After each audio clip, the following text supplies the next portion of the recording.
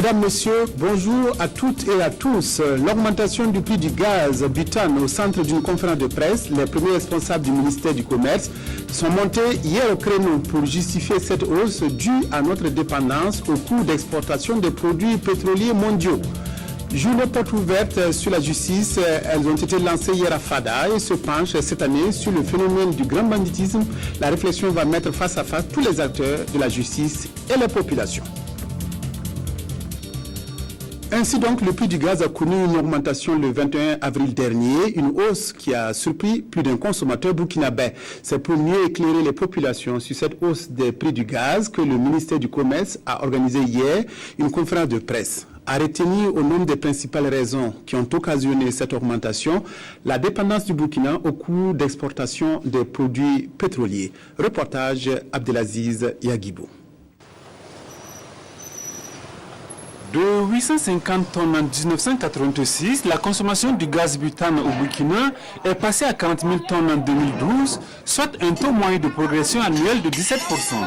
Une demande de plus en plus forte qui exige davantage de la nationale des hydrocarbures une bonne santé financière pour continuer d'approvisionner le pays. À cette raison évoquée par le gouvernement pour réviser le prix du gaz s'ajoutent tant d'autres. Le Burkina est fortement tributaire des cours mondiaux du pétrole, mais aussi des cours du dollar, indique le premier responsable en charge du commerce. Arthur Kafando de tirer la sonnette d'alarme sur le phénomène de réexportation du gaz vers les pays frontaliers du Burkina où ce produit se vend relativement moins cher. La volonté du gouvernement, c'est de stabiliser les prix, mais comme vous le constatez, nous ne sommes pas un pays producteur de produits pétroliers, donc nous sommes tributaires des cours d'importation. Ça, c'est quand même un premier facteur important. Et les cours d'importation des produits pétroliers sont toujours à la hausse. Et de temps en temps, on connaît un fléchissement vers le bas. Nous ne sommes pas un pays côtier, donc il nous faut des infrastructures d'entreposage. Et c'est le Bénin qui est notre port d'entreposage. Et les espaces pour que les conteneurs qui amènent les produits pétroliers ne sont pas importants à Cotonou. Donc nous sommes en train de travailler pour avoir plus d'espace. Troisièmement, il faut qu'à l'intérieur du pays, on ait des sites de dépôt assez importants pour entreposer les produits. L'État fait un effort de subvention et la subvention dure depuis plus de 10 ans. Mais il faut reconnaître que les moyens de l'État sont limités et les domaines stratégiques de l'État aussi sont importants. Cette augmentation qui intervient après un blocage des prix du gaz depuis plus de 10 ans ne va-t-elle pas avoir une répercussion sur l'environnement avec une forte pression sur le bois de chauffe? Le gaz, dans l'étude du SILS, c'est de faire en sorte que les populations s'y habituent. Si vous regardez le Sénégal, ça va être difficile dans les grandes villes que vous amenez du bois pour chauffer dans un immeuble.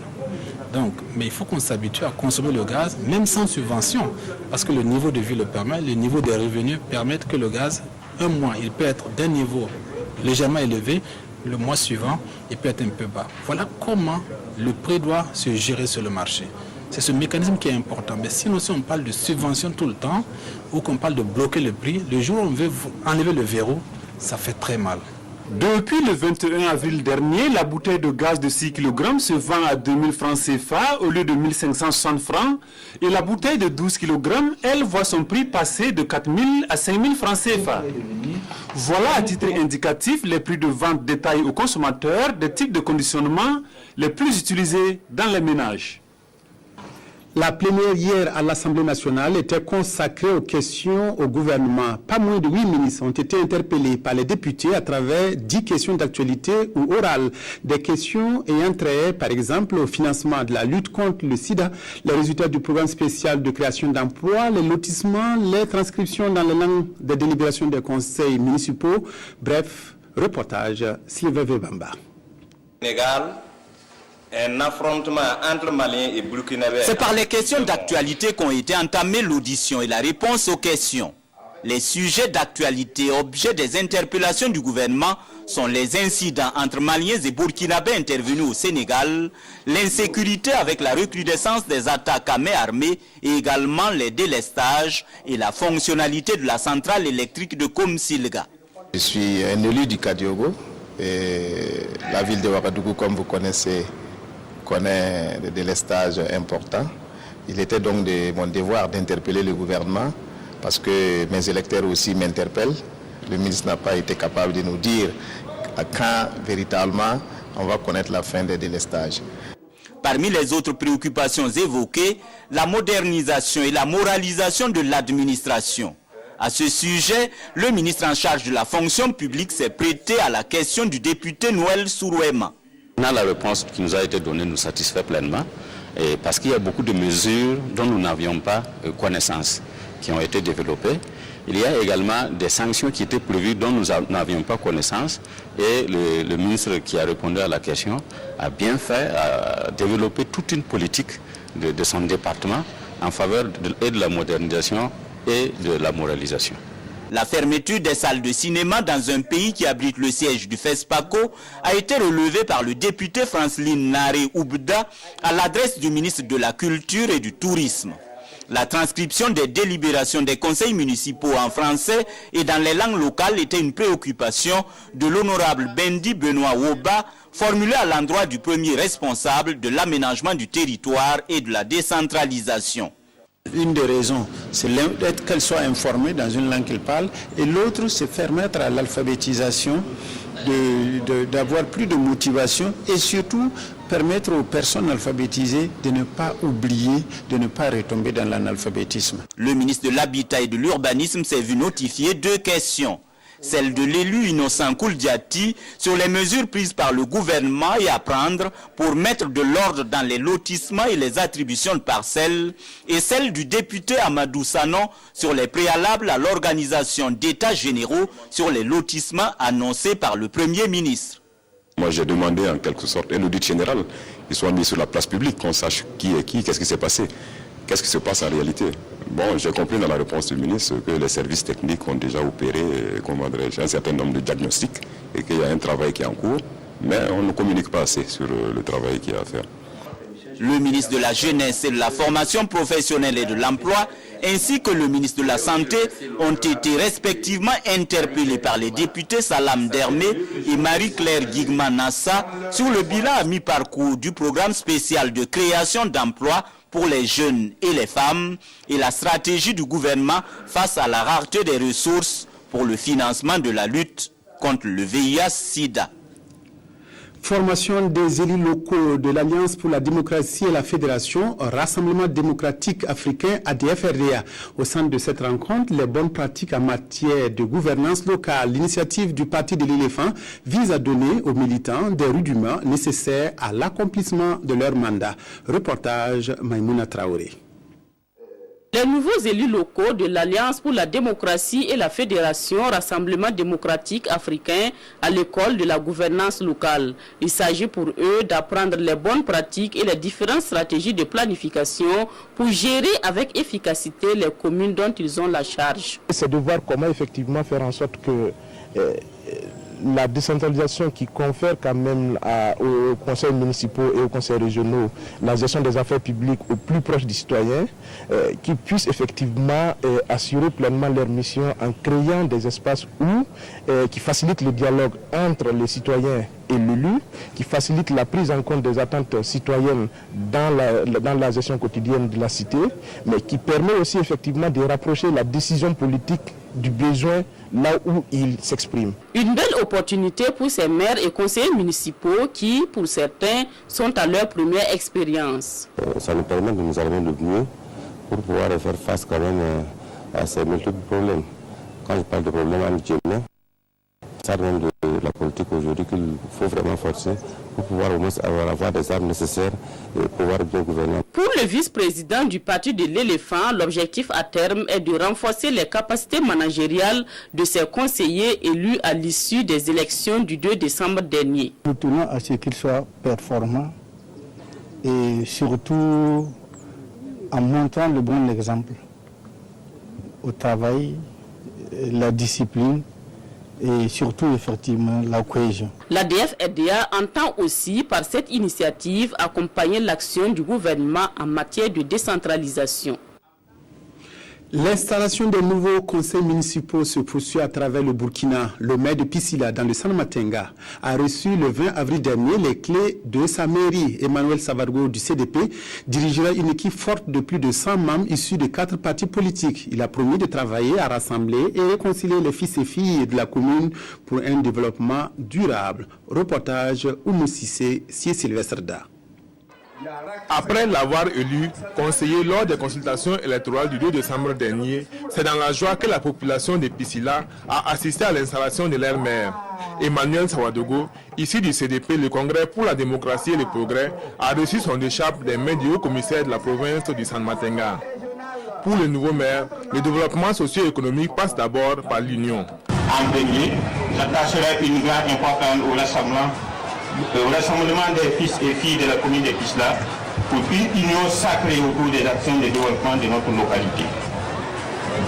La recherche continue la paix sociale, socle sur lequel nous bâtirons tous nos actions de développement, la transparence et le devoir de rendre compte dans la gestion des affaires de la commune seront nos principaux outils de travail. Emmanuel Sawadogo dirigera un conseil municipal de 125 membres issus du CDP, du Faso Autrement, du RDS et de l'UPC. La cérémonie d'installation du conseil municipal a été marquée par des prestations de troupes de danse et d'artistes. Lancement hier à Fada des journées portes ouvertes sur la justice édition 2013. Thème retenu, rôle de la justice dans la lutte contre le grand banditisme. Les journées portes ouvertes offrent une plateforme de communication entre acteurs de la justice et population sur les réponses à donner à la lutte contre le banditisme. La mobilisation concerne du beau monde, personnel de la justice, police judiciaire, gendarmerie, garde de la sécurité pénitentiaire et justiciable. Reportage à Fada, Drissa Seré. En matière de grand banditisme, même si des scènes de braquage sont enregistrées sur les grands axes routiers du pays, le cas de la région de l'Est est particulier. Pas une semaine sans qu'on ne fasse état de braquage ou d'attaque à main armée sur les axes reliant les principales communes de la région. Une opération récente des forces de l'ordre a permis de mettre hors d'état de nuit 72 présumés braqueurs. À l'occasion des journées portes ouvertes sur la justice édition 2013, les acteurs ont décidé de regarder la réalité en face afin de trouver des solutions au phénomène du grand banditisme. Nous avons voulu marquer le coup en retenant comme thématique pour cette journée porte ouverte de notre département la contribution du ministère, la contribution de la justice dans la lutte contre le grand banditisme. Étant entendu que pour la justice, il est question, ce n'est pas les juges qui vont en fait arrêter ou interpeller les criminels. Mais lorsque les opérations de police judiciaire ou toute forme d'opération sont menées pour que ces criminels-là soient débusqués et qui sont déférés au parquet, il est évident qu'il y a toute une procédure qui est déclenchée, qui débouche sur le jugement, sur la condamnation de ces bandits-là et de leurs acolytes. Méconnaissance de l'institution judiciaire, méfiance des populations, crise de confiance, les rapports entre les justiciables et la justice ont souvent été entachés d'incompréhension. Élément de rapprochement, les journées portes ouvertes offrent l'opportunité aux acteurs de communiquer sur le grand banditisme. La lutte contre le grand banditisme, cela suppose que l'on professionnalise les juges. C'est-à-dire, il faut que de plus en plus on abandonne cette situation où tous nos juges sont des généralistes. Il faut que les juges soient spécialisés dans des domaines, qu'ils connaissent le milieu, qu'ils aient des formations adaptées pour pouvoir pousser plus loin les investigations et permettre de démanteler les réseaux de bandits. À travers un programme assez riche, ces journées portes ouvertes donnent l'occasion aux populations de la région de l'Est de se familiariser avec l'organisation judiciaire, ses principes, son fonctionnement et ses préoccupations et les acteurs de la justice. L'Université de Ouagadougou a organisé hier une cérémonie de collation de grade aux différents lauréats des concours du Conseil africain et malgache pour l'enseignement supérieur CAMES. Sur 20 candidats présentés, 19 ont réussi leur examen au titre de l'UFR-SDS, l'unité de formation et de recherche en sciences de la santé. Les lauréats sont un professeur titulaire, 13 professeurs agrégés et 5 maîtres assistants. Adama Koulibaly. 13 lauréats sur 14 présentés à la 16e session du concours d'agrégation de médecine, pharmacie, odontologie, stomatologie, médecine vétérinaire et production animale et 6 inscrits sur 6 au CTS de médecine à la 34e session. Telle est la moisson de l'université de Ouagadougou au compte de l'UFR SDS pour les différents examens du CAMES session 2012. Avec la pose de ces épitouches, ces lauréats porteront désormais les titres de professeur titulaire, de professeur agrégé et de maître assistant. Le rôle du maître assistant, c'est déjà dans le cadre, parce qu'il y a l'assistant d'abord qui est là, qui encadre les étudiants, et le maître assistant vient au-delà de ça, et il encadre, il assure aussi, ça c'est bien vrai, il encadre les étudiants, et aussi côté organisationnel auprès de ce maître professeur, il arrive à aider à assurer le collectif. Ces résultats traduisent selon le ministre en charge de l'enseignement supérieur le couronnement d'un travail de longue haleine qui mérite d'être soutenu. Je dis que la préparation de cette évaluation est un cheminement assez long et rude dans le centre de travail même des candidats. Parce que quelquefois ils vont dans certains pays voisins, ils vont certains selon leur spécialité en Europe pour se préparer. Ils se préparent exactement comme les étudiants le font devant des grands maîtres. Et c'est quand ces grands maîtres estiment qu'ils sont prêts, l'enseignement les autorise à se présenter effectivement au concours où ils font des leçons pratiques devant les grands maîtres qui finalement apprécient. Et donc c'est au terme de tout ce processus qu'ils sont admis. Par conséquent, ça mérite franchement donc des félicitations de l'ensemble du gouvernement. Ce palmarès traduit également, selon le ministre, le niveau d'excellence de l'université de Ouagadougou, classé 3e dans la zone ouest-africaine. Le 3 mai était assurément une journée pleine de célébrations. La journée mondiale de la sécurité et de la santé au travail et la journée africaine de la prévention des risques professionnels ont été également célébrées hier. La prévention des maladies professionnelles a été le thème retenu pour commémorer la journée mondiale qui vise à interpeller et à sensibiliser tous les acteurs du travail sur l'importance de la prévention des accidents et des maladies professionnelles. Précision Kadi Sanogo. Au Burkina, comme dans les autres pays du monde, beaucoup de travailleurs prennent des risques en contractant des maladies ou en étant victimes des accidents de travail. Principale cause de décès, les maladies professionnelles constituent une préoccupation face à laquelle des mesures doivent être prises. La Journée mondiale de la santé et de la sécurité au travail vise à interpeller tous les acteurs, à savoir les États, les entreprises, les travailleurs ainsi que les organisations syndicales sur l'importance de la prévention des risques professionnels en milieu de travail. La célébration de la journée africaine de la prévention des risques professionnels s'inscrit dans la même dynamique. Ces deux journées sont des journées fortes qui se veulent des journées symboliques permettant à la communauté internationale de réfléchir sur les voies et moyens idoines à adopter pour que les travailleurs ne perdent pas leur vie ou ne se rendent pas davantage malades en voulant gagner leur vie dans le milieu du travail. Aujourd'hui donc au Burkina, en célébrant cette journée, nous pensons très fortement à tous ces gens qui, dans notre pays, prennent des risques dans leur milieu de travail. Les données statistiques de la Caisse nationale de sécurité sociale et de l'Office de santé des travailleurs font ressortir qu'au Burkina, seulement 44 maladies professionnelles ont été déclarées entre 2000 et 2011, soit une moyenne de 3 maladies par an. Le message que j'ai à adresser au monde du travail, c'est de nous aider à déclarer ces maladies professionnelles, ces accidents du travail, et afin que nous puissions améliorer la collecte des données. Et cela va nous permettre de mieux orienter nos actions dans la sensibilisation et dans la prévention pour prévenir ces maladies professionnelles. Pour marquer cette journée, le ministère en charge du travail a remis des appareils de contrôle aux 13 directeurs régionaux du travail et de la sécurité sociale. Un matériel qui leur permettra d'être plus efficaces dans leurs activités de prévention des risques professionnels. La lutte contre les mutilations génitales féminines est un combat de longue haleine que veut gagner coûte que coûte le consortium des associations de lutte contre le fléau. Ce consortium qui mène la lutte depuis 2002 grâce à l'appui technique et financier de l'ONG allemande Intact organise depuis jeudi dernier des journées portes ouvertes à l'Aïe dans le Kourouogo. Il s'agit de présenter les résultats de 11 années d'action à la population et dévoiler la stratégie adoptée pour éradiquer le fléau. Reportage Estelle Judith Assogba. Plus jamais de telles pratiques au Burkina Faso. Pour arriver à cette fin, c'est le combat que mènent des acteurs de lutte contre les mutilations génitales féminines. À côté de cela, le consortium des associations, avec l'appui technique et financier de Intact, une ONG allemande, ce consortium s'est engagé dans cette lutte depuis 2002.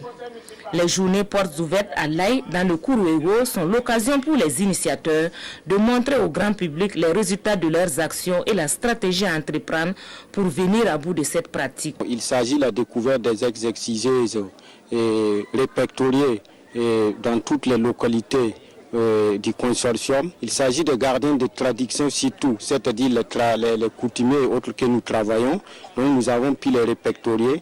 Il y a beaucoup de résultats et surtout nous avons préféré faire l'exposition pour pouvoir montrer au grand public les outils de l'excision qu'on utilise pour faire les différentes plantes liées à l'excision. Si au Burkina Faso le phénomène existe et perdure, malgré les multiples efforts déployés par l'ensemble des acteurs de la lutte, d'autres pays comme le Bénin, le Togo et le Ghana sont parvenus à éradiquer les mutilations génitales féminines.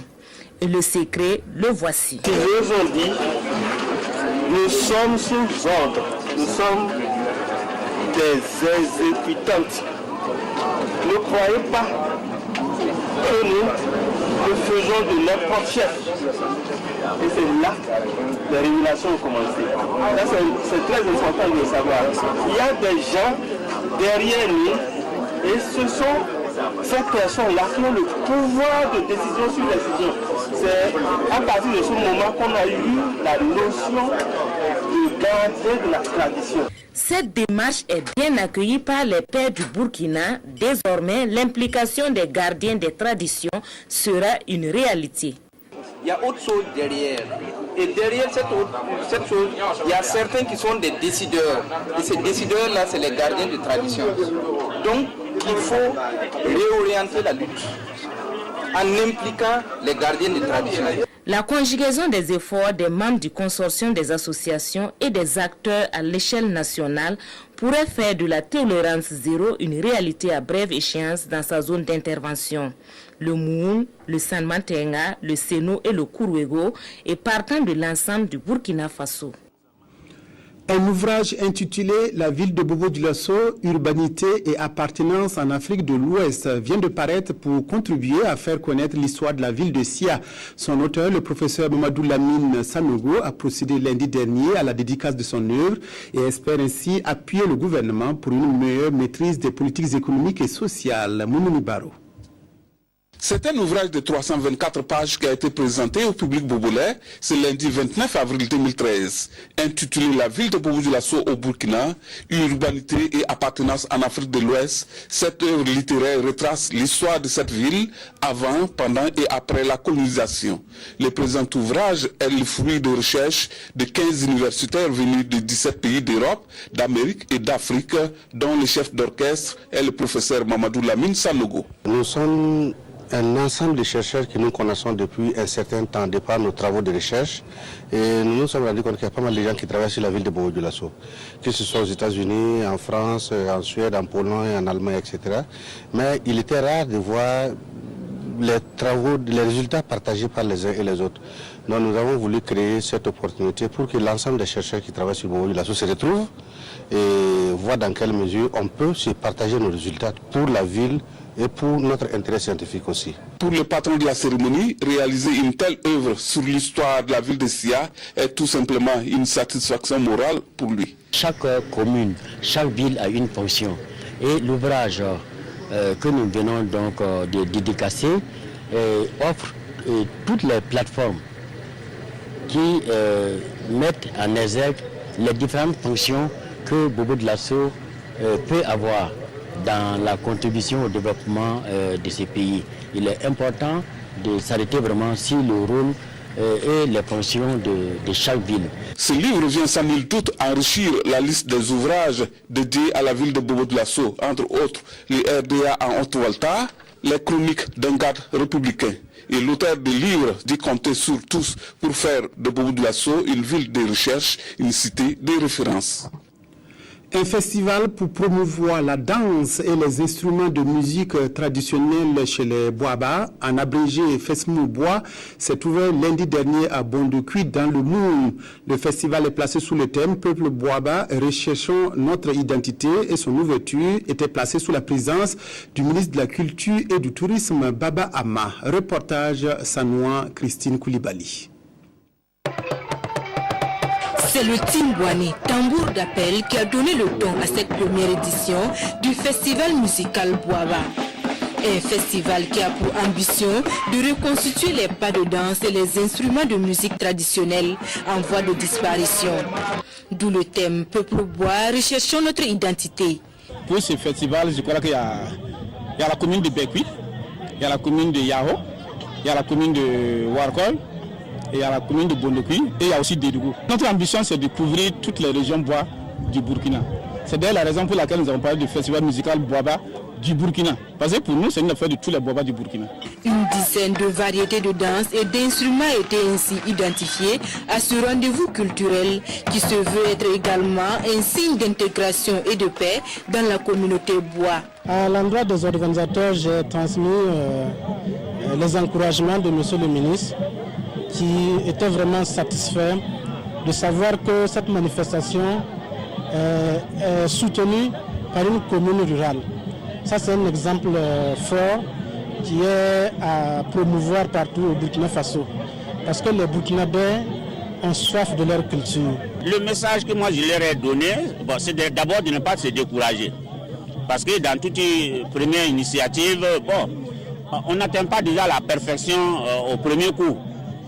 Donc déjà voir l'affluence de ceux qui sont venus peut déjà les encourager. Qu'ils continuent à persévérer et vont voir les résultats. Tribune de valorisation du potentiel artistique et culturel du Bois-Mou dans toute sa diversité, l'art culinaire et l'art vestimentaire n'ont pas été en reste au Fesmou Bois, première du